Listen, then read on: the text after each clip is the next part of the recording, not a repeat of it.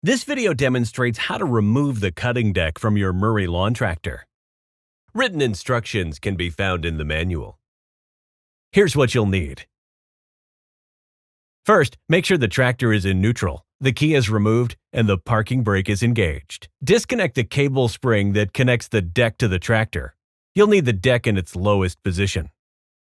Take out the 5 hitch pins that hold the deck in place. Unhook the deck, then the belt. And slide the deck out from under the tractor. Simply reverse the process to reattach the deck. Get it done. Go have fun.